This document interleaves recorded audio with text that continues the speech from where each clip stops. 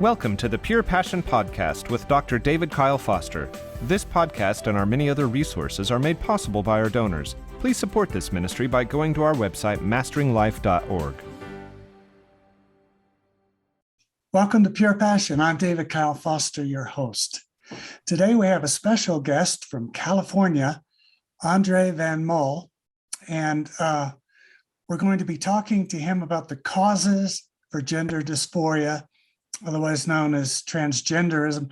They keep changing the terms on us as we go along, and the swirl of controversy that surrounds the issue. Andre is a board-certified family physician in private practice. He's the co-chair of the American College of Pediatricians Committee on Adolescent Sexuality, and a blogger and media spokesman for the Christian Medical and Dental Associations. Hello, Andre. Welcome to our program. Thank you. Yeah.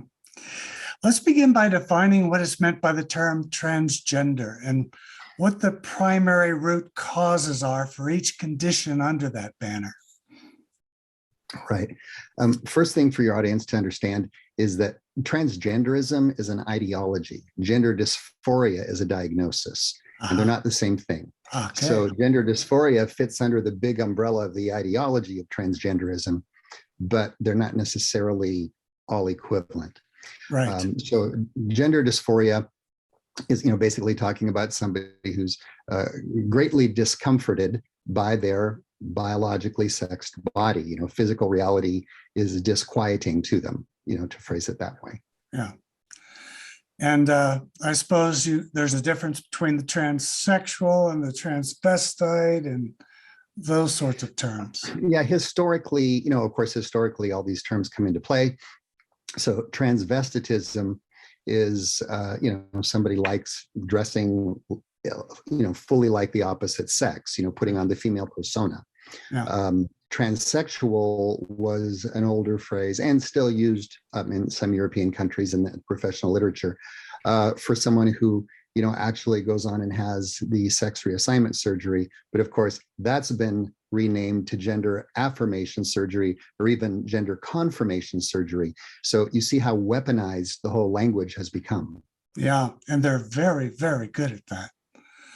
I mean, yeah, because if you can define the terms and make people use them, then anybody who opposes you is automatically on thin ice. So we do need to exercise some caution on what terms we use and when, even though those aren't necessarily agreed upon. And the term transgender affirmation, for example, to use their term, it sounds like you're affirming, what they're promoting just by using the term. Yeah, and of course it's used as an intimidation tactic. We certainly recognize as believers, and I think good clinicians out there recognize too, that you can affirm a person without affirming their error. Yeah. You said that over 85% of transgender individuals will lose most or all of their transgender inclinations by adulthood, as long as their condition is not affirmed. Explain that. Yeah, there's 40 years of literature on this. I mean, perhaps we'll talk a little later about the underlying causes, but the fact is, study after study after study says if you just leave the kid alone, conservatively, 85% of the time that gender dysphoria will desist, will go away. They'll be comfortable with their sexed bodies by adulthood. But again, if you're going to mess with it, and even social transitioning, which is the easiest form, you just change your name and change your appearance, right? Even social transitioning is associated with derailing that natural desistance in the direction of persistence. So it's not benign to be affirming this in kids. And when you have all the authority figures around you telling you you're transgender, and the affirmation you're getting from your peers because it's now so popular, I suppose that would keep the feelings from going away all by itself, wouldn't it? Well, it's certainly a push in that direction. And what you're alluding to there, the semantic contagion and the social contagion. So social contagion is simply peer pressure. And we certainly see that in effect. Everything in media and education, everywhere the kid looks, this stuff's being thrown at them.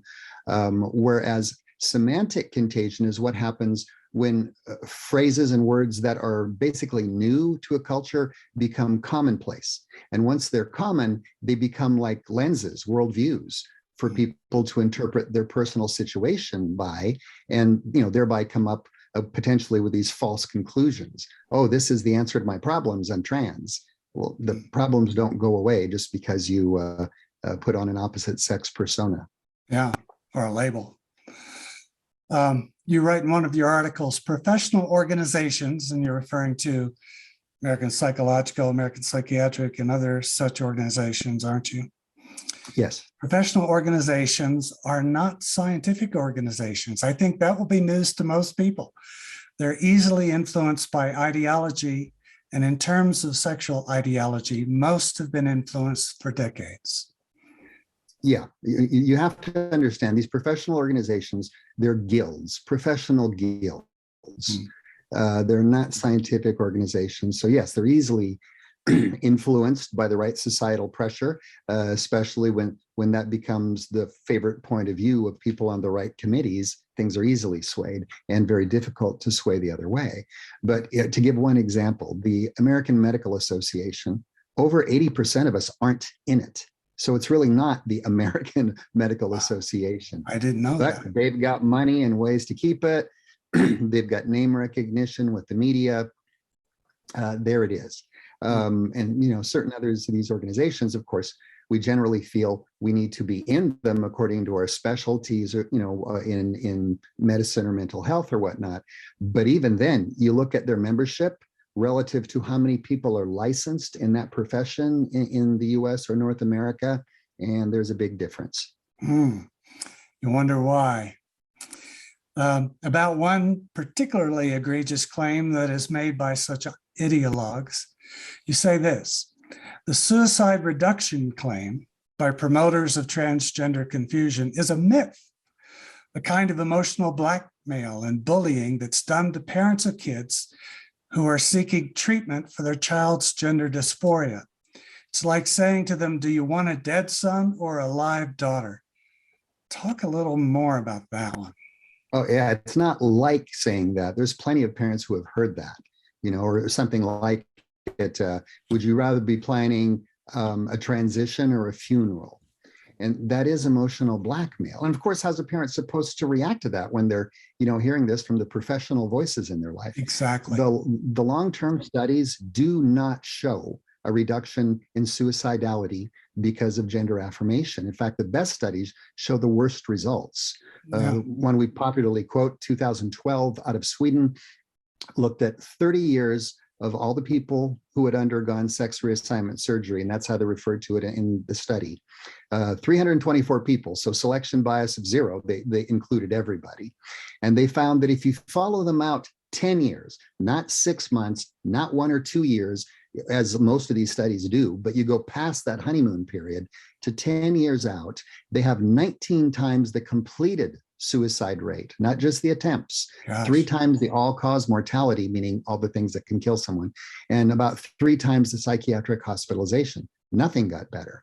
There's several other studies I can quote you that also show no help, long-term. And some of these studies particularly are in, way affirming cultures, for example, the Netherlands and so forth. It doesn't change the stats, and for obvious reasons. There's underlying problems that need to be dealt with, not dodged. Clearly a mental health issue, isn't it? Yeah, again, we have decades of studies showing the overwhelming probability of there being underlying mental health issues. Also, neurodevelopmental problems, by which I mean autism spectrum disorder kids are particularly vulnerable to this, a disproportionate number. I've seen, some studies, 12% of the gender dysphoric kids referred to the gender clinics, some 26%, and one over 50% of the kids could easily be identified as being autism spectrum. So what's the reason for that? Well, one explanation is, spectrum disorder kids, they don't do well with abstractions. They tend to have very concrete thinking, and they lock onto ideas. And with coaching from the web and society as a whole, the problem that can develop in them is they lock onto this idea that now I know why I'm different than all the other kids. It's because I'm trans. And that's exactly not the reason. But once they're, gripped onto that, it's hard to let them, get them to let go. Yeah. But other things, depression, anxiety, the single most common thing in any group of teenagers is social anxiety. Yeah. But when your explanation for that is going to be, oh, it's because I'm trans, we have a problem. Kids need to understand most people actually aren't comfortable in their own skin during, their puberty years. That's common. That's everybody. There's nothing wrong with you. Puberty is not a disease state. It's a normal part of growing. And in fact, the part of growing where that child will develop the strongest association with their biological sex. Another thing, besides actual mental health problems would be adverse childhood experiences. Those are plentiful. Family disorder things, for example, a messy divorce or other problems in the home. And again, all of these things can happen in the best of homes. It just depends what the circumstances are. Yeah. But not every kid reacts to it the same way. Now, there was a 30-year-long study in Sweden in 2011. What were some of the key findings of that study? That's the one I was referring to. Okay. Again, following the 324 people they identified who had had sex reassignment surgery, follow them out 10 years or more, they have 19 times the completed suicide rate, 3 times the all-cause mortality, about 3 times the rate of psychiatric hospitalization. Other studies, out of Sweden, that looked at, do gender-affirming hormones and gender-affirming surgery help reduce these psychological endpoints we looked at? And ultimately, they showed they didn't. And that study was just in the past 2 years or so. And I led one of the teams that wrote a critical letter to the editor about how the study originally came out, because it was clearly mistaken. And that led the editors to get a team of statistical analysts to look at it, and they largely agreed. The people who did the study were told to, look at your results again and give us a before and after of what the mental health was for those that underwent the surgeries. And the 9 points they looked at, all of them were worse for those who had had surgery than those who didn't.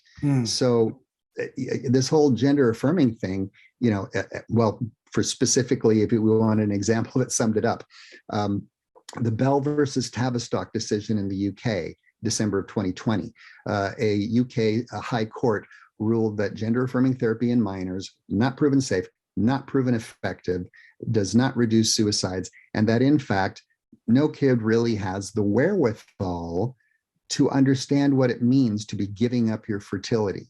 Not as a teenager, So informed consent is all but impossible. Now, that decision is being challenged in court. But we have the Swedish government and the Finland government. Those are both 2 countries that were leading the way on this gender affirmation thing, pulling way back, saying, no one under 16 is going to get this anymore. They need psychological help. They and the family help and support, that's proper. And that even for someone under 18, it should be under the most restrictive of circumstances that it's allowed at all, which is to say the weight of science is changing the international consensus nation by nation here of the nations that used to lead the pack. The problem is the United States were lagging because there's so much other influence driving it here. It's not science. Mm-hmm. What are some of the other medical risks for affirming transgender identity behavior and sex reassignment surgery? Excuse me. Well, that whole gender affirming thing comes in 4 levels. Of course, social transitioning is the first. And, again, it doesn't make the problems go away, but it makes persistence more likely. Puberty blockade, obviously done to stop puberty from occurring in the first place or to interfere with it if it started to occur. The main risks of that are, gosh, we don't know the long-term consequences. How can you say it's safe and effective? Yeah. You're causing infertility because you prevent egg and sperm from developing.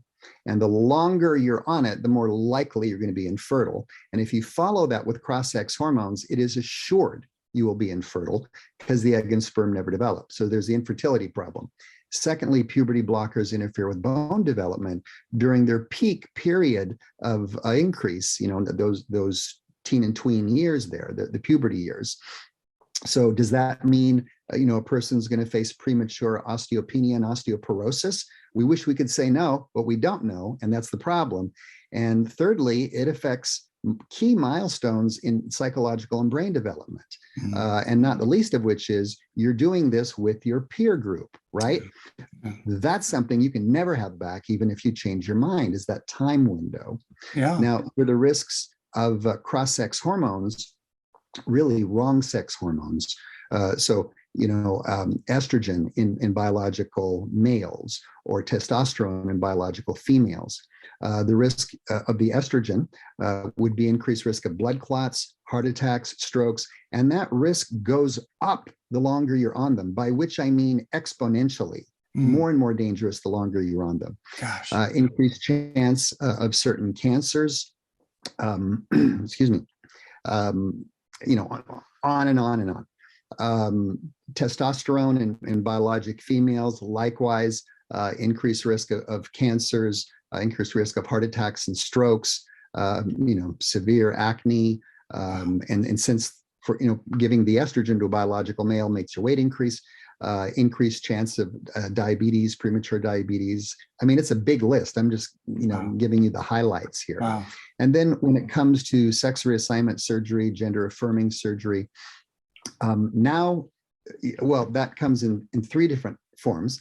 The TOPS surgeries, so mastectomies in women or inserts in males, bottom surgeries, which can be varied, but removing the testicles, removing the ovaries, hysterectomy in female, or if they try to create a pseudo phallus, surgically. Interestingly, most of the guys that want to identify as women don't necessarily go beyond the orchiectomy, because the word's out that trying to make a pseudo vagina out of a penis doesn't end up working real well, and there's a lot of complications. It's not so great the other way around, for women either. So you're probably never going to have an orgasm. You're for sure not going to be fertile. You will be dependent on medications and surgeries for the rest of your life because of the complication set that develops. It's just not a pretty picture. Gosh. These surgeries are known by surgical centers and hospitals as cash cows, aren't they? And I guess that's one reason why they're reluctant to make any changes in what they're doing. Well, yeah, when you transition, you are medicalized for the rest of your life. So say someone doesn't do the puberty blockers, but later on they're doing the cross-sex hormones, you need those forever, and potential treatment for their complications. Likewise for surgeries and the problems that can generate.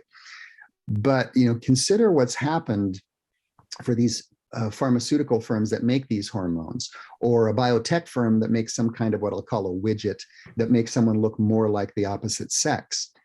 If you look at the DSM-5 prevalence rates and what historically has been prevalence rate, maximally gender dysphoria should be 3/1000% among natal females, and maximally 15/1000% among natal males. So infinitesimal.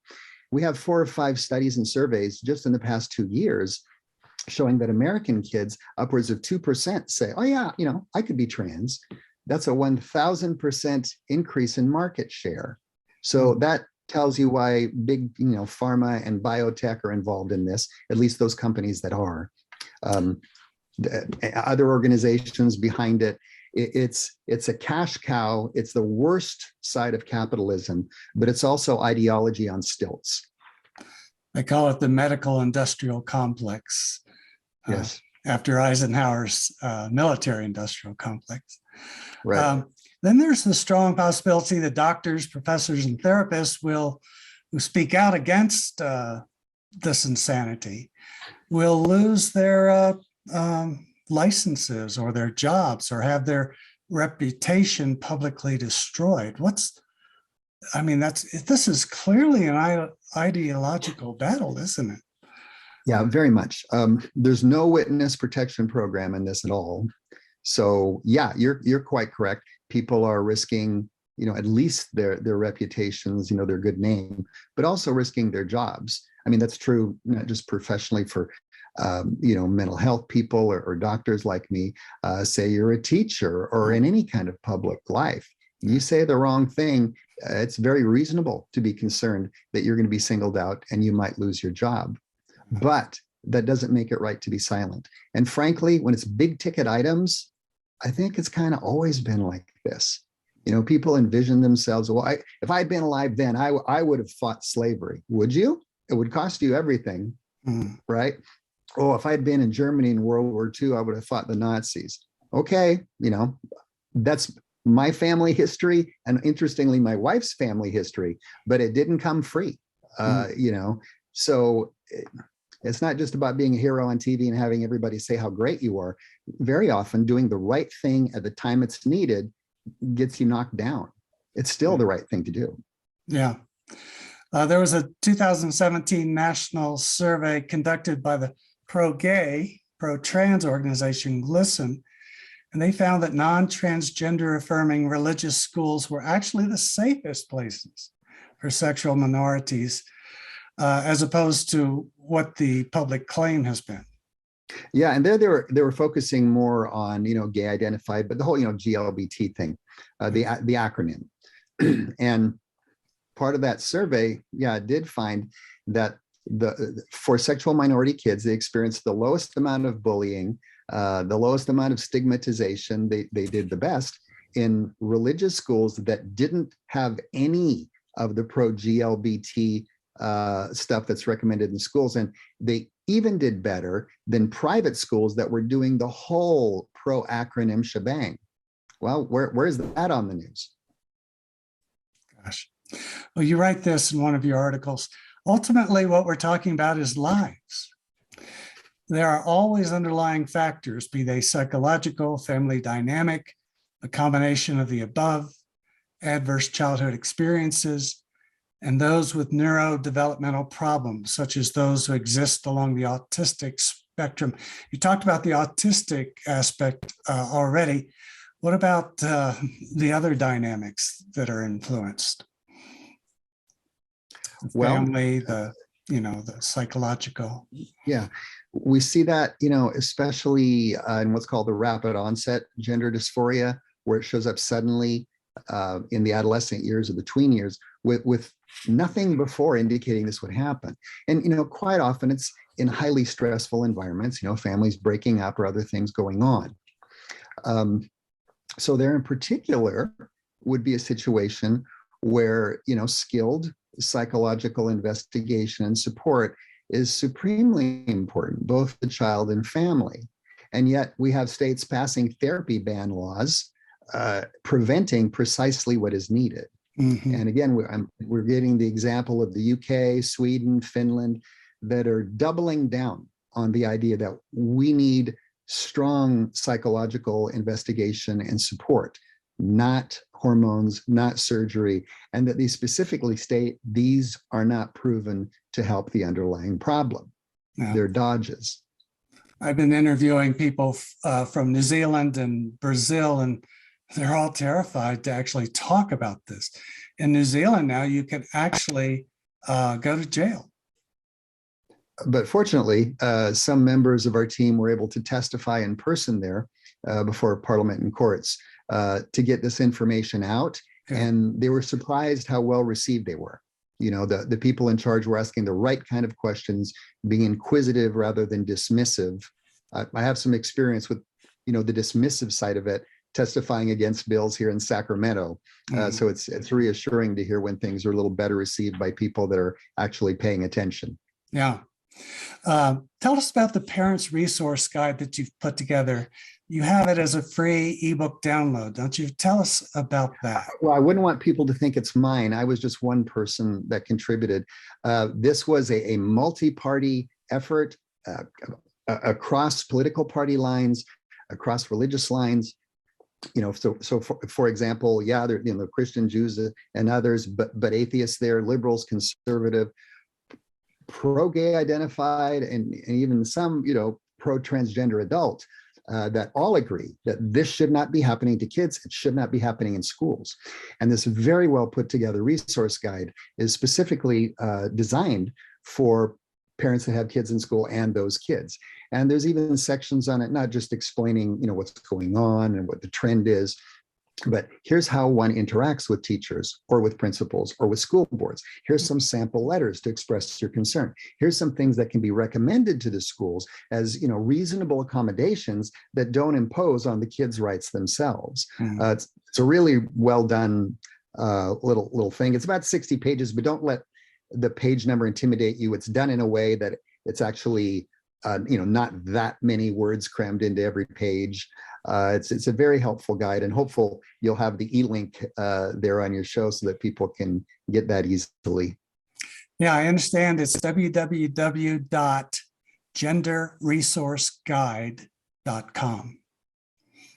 And I'm so glad you did this. This is so important because there are so many parents out there who get deceived by the public line about transgenderism, and they just follow blindly stuff that is going to be harmful to their children. Yeah. There are several documentaries that people who are transgender have participated in, and these documentaries are for people who are transgender, for those who love them, and for those who need to learn more about this issue, such as pastors, teachers, and counselors. The first one we produced is called Transformed, with a Z, Transformed, Finding Peace with Your God-Given Gender. And we had, I think, 15 former transgenders testify to what the lifestyle was like, what they went through in being trans-identified, what the surgeries did to them, how they came to Christ, and how the healing process has gone for them ever since. It's a wonderful documentary, and you can get that on DVD in English or Spanish at masteringlife.org. Or you can watch it for free on our YouTube page, and you would search for us under David Kyle Foster on YouTube. No spaces, just David Kyle Foster in our document folder. One film that you recommend is called Transmission. What's the Rush to Reassign Gender, which can be found on YouTube, right? Right. Yeah. What do you like about that film? Well, it was put together by the Center for Bioethics and Culture in the San Francisco Bay Area, which might surprise people that good stuff's coming out of there. And it's interviews with the whole swath, oh, here's what the people pro are saying, here's what the people con are saying, but talking to, parents, mothers who had their kids had this happen to them, and the problems that it's caused, and also talking to, regretters and de-sisters and detransitioners. So it's quite a complete, documentary, easy to watch, great information. I think it's very well done. I have a new chapter on the subject in my the revised version of my sexual healing book. It's called the Sexual Healing Reference Edition. You can also find that on our website, masteringlife.org. I also recommend books by Vaughn Roberts. His book is called Talking Points Transgender. And then there's one by Andrew Walker called God and the Transgender Debate. Just a brilliant book. Or anything written by Denise Schick or Walter Heyer, who I'm sure you know. Yes. Walter Heyer is a former transsexual and wonderful speaker on this subject. His website is sexchangeregret.com. So there are some additional resources for people who want more information. In one article, you write, competent pastoral counseling that brings in the power of the Holy Spirit and presses into relationship with Jesus is a far more common experience than is the path through competent mental health professionals, what with the latter being sparse and available to so few. I'm so glad you said that, because I've been saying this for years. Either a person in need of counseling doesn't have a competent therapist in their town on that issue, Right. One that knows how to integrate the power of God to heal and transform with their own skills as a counselor, or they don't know how to find one, or they can't afford one, or they're just uncomfortable with sharing their deep heart and their embarrassing problems with a person they've never met. The church really has to step up in this area, doesn't it? Yeah, medical historian H.E. Sigrist said that the church Christianity came into the world as the religion of healing. From us came the idea of hospitals, and even before then, the idea completely at odds with what was going on in the Greco-Roman world or most of the rest of the world, that, people that are sick and dying, they're not untouchables. You don't just shove those away. They are worthy of love and respect because you're created in the image of God, and that is yours no matter what state you're in. So it transformed the world's idea of how to care for the sick and the dying and so forth. But bring that up to the modern world, again, there's still a lot of areas in the world where, they don't even have decent hospitals, let alone the idea of, a competent mental health counselor or the like. It's just not going to be there. Yeah. So, I want to see an abundance of good counseling, good medicine. Yes, this is good. But for a lot of people out there, the church is going to be what little hope they have. But that's part of why we're here, right? So it's not a job we're afraid of.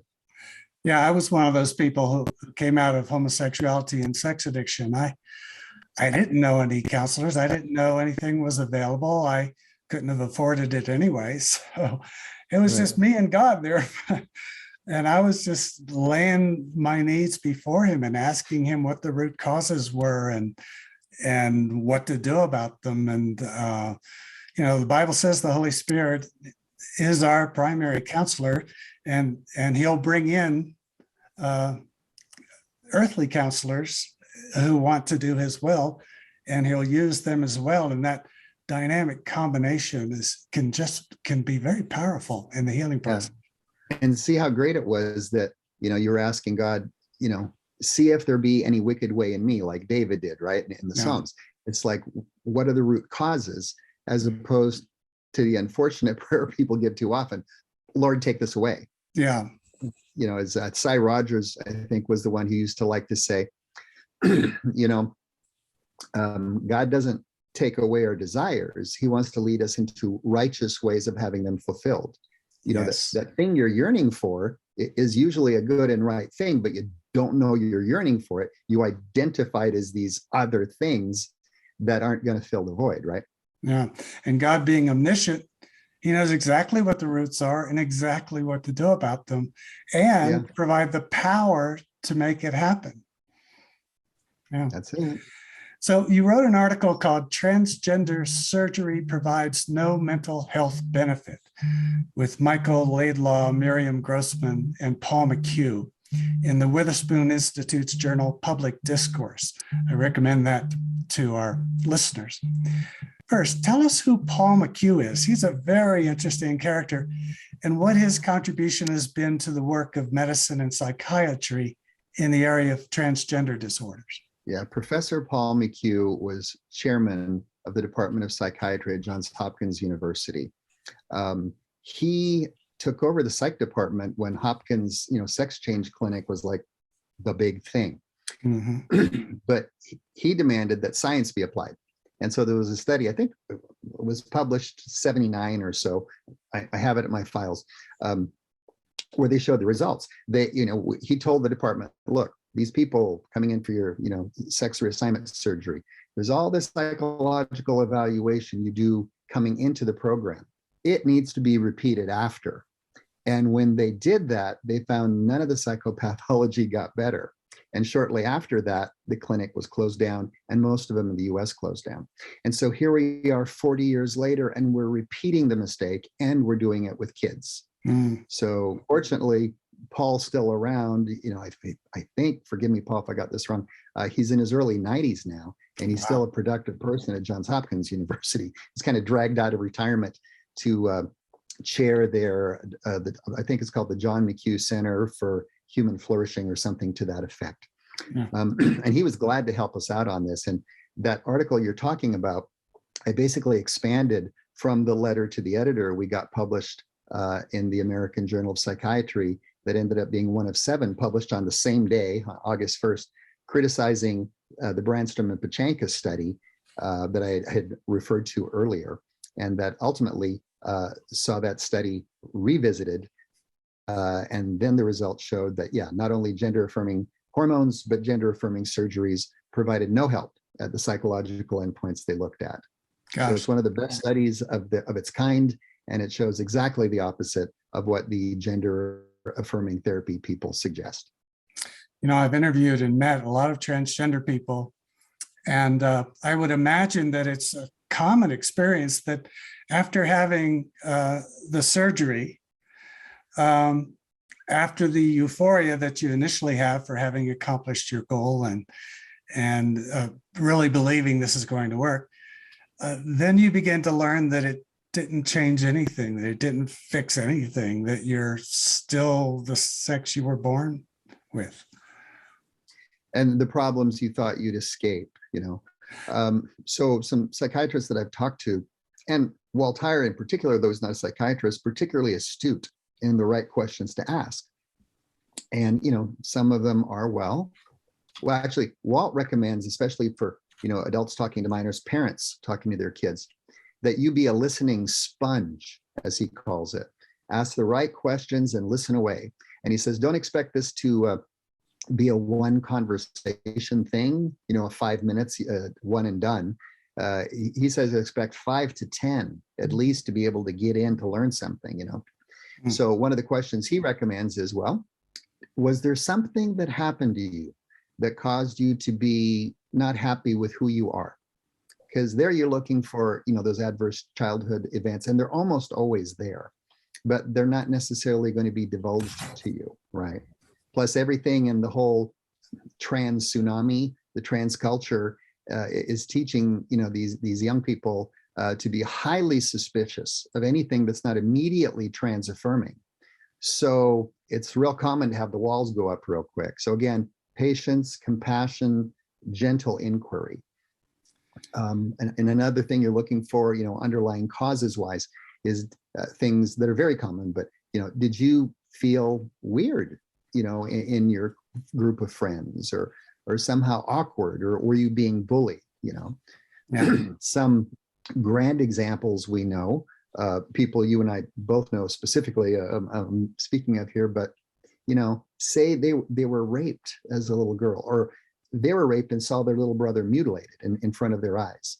And then, you know, kids have limited abilities, of course, to, you know, to deal with trauma. Right. So suppose the thought that occurs to them, especially if it's fed to them, is, you know, you're being raped because you're a girl. So if you weren't a girl, you don't get raped. Right. That's not how life works. It doesn't solve the underlying traumas, but you can see how a kid would want to lock on to an easy answer like that. Yeah.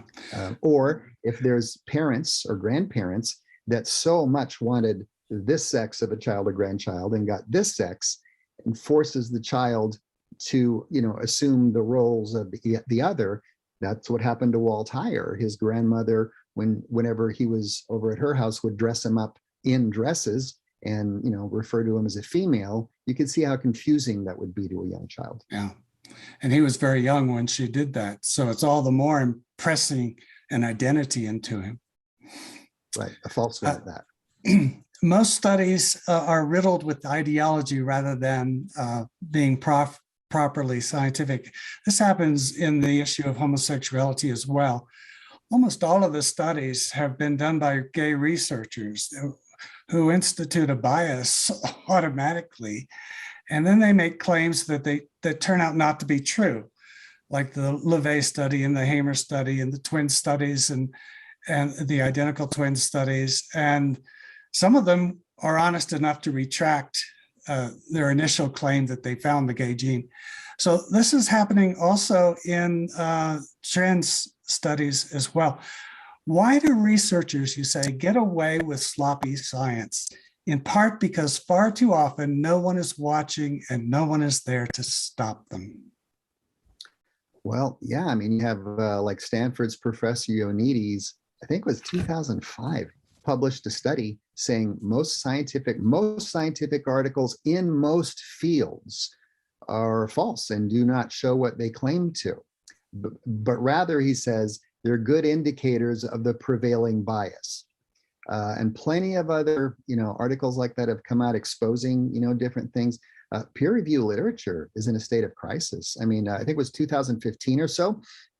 100 different studies were taken out of about 3 of the top mental health journals and given to scientific research teams on 5 of the continents. And they said, you know what, recreate it, redo this study. And they found that 1/2 to 2/3 of them could not be reproduced. And then a secondary study, and this is, a secondary problem spoken of also in multiple sources, multiple articles, is the failure to be allowed to repeat. Journal editors all too often will say, oh, that we have a study just like that. Well, science has to be replicated again and again and again. That's what makes, something stronger. So the idea that you cannot challenge a study or you cannot challenge a precept, science is gone when you do that. Yeah. A Dr. astrophysicist Hugh Ross told me, actually a couple of times in different conversations and in lectures I was listening to, where he talks about the 2 most proven things in science are the theory of general relativity and oh gosh, I'm forgetting the second. I'm so sorry. Yikes. So general relativity and the Big Bang. Sorry. But he says in the astronomy, the astrophysics journals, you see articles challenging different facets of those theories all the time, and they are welcomed because when a theory holds up to the attack, it's simply made stronger. And none of these authors are called anti-science for challenging a theory, right? So when you have something that you can't touch, there's something other than science going on. Yeah, and that's the whole point of having studies being peer reviewed, is to find the flaws in them. And I remember the Hamer study, which was a big deal at the time, that supposedly found the gay gene. He was taken up. It was impossible to replicate his results, and one of the reasons was his #1 co-researcher who entered all the data claimed that he cooked the data to make it look that his conclusion was correct. He was actually taken up on charges to the NIH for fraud. At the same time, he was received by the Supreme Court of the United States as an expert witness on genetics and homosexuality. I mean, it is crazy. Yeah. Even if you're not going to look at the Health and Human Services controversy and just look at the study, there was nothing there about, XQ28. It's just something he threw in the conclusions. Gee, you know what could explain this? Well, in 1999, there was a study much more robust that tried to look exactly at that. And it, I think, was titled something like absence of evidence of, this XQ28 thing. Yeah. And again, in the early 2000s, another study, it's like there is no gay gene, there is no gay brain. Those were always ideology. The science never held it up. And, as you were saying, most of the researchers in this field are gay identified. Likewise, gay historians, gay anthropologists and stuff, they tend to be, same-sex attracted, identified. But they're pretty straightforward. It's like, no, there is no gay gene, there is no gay brain. Same-sex attraction is a multifactorial adaptation. And yet, when I was debating against one of these bills in 2018, that was trying to railroad gender dysphoric foster kids into easy transition, the state assemblyman who sponsored the bill, sitting like not a foot from me, concluded the debate by saying, both regarding homosexuality and transgenderism, that you're born that way and it doesn't change. Mm-hmm. I, the endocrinologist, and a UC San Francisco expert in epidemiology that we're all sitting together, we were floored. It's like, really, there's somebody who still believes that. But there he was. It tends to be the activists and the legislators who believe those popular myths. Yeah, they don't know what they're talking about. We did a film. Our first film was called Such Were Some of You. And I interviewed 26 former homosexuals. And the fact is, there is change to one degree or another once you begin addressing the causal factors and find some healing for those. Then those desires start to wane on their own.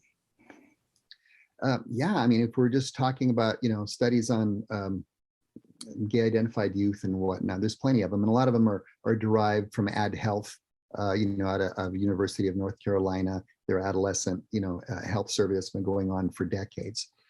And desistance is actually common in kids that claim same-sex attraction, depending on what you're talking about, especially if they identify as bisexual.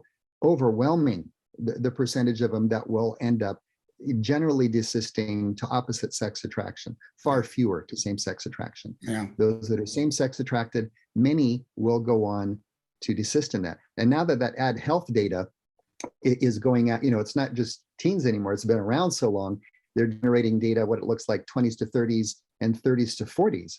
And it still shows that, it can go either way, but it's overwhelmingly going to change to the direction of opposite sex attraction. But you bring that up and you're called all kinds of names, and it's like, no. And then they're trying to outlaw even talking about it now, or counseling, or even praying for people over these issues. Dr. Francis Collins of the NIH wrote this: "The checks and balances that once ensured scientific fidelity have been hobbled. This has compromised the ability of today's researchers to reproduce others' findings," just as we've been talking about. Unfortunately, we're out of time. I'm so glad you've been here. What should believers, the church, parents, and those who struggle with transgender feelings do about this issue and their struggle? I mean, where can they go to be educated or to find help? Right.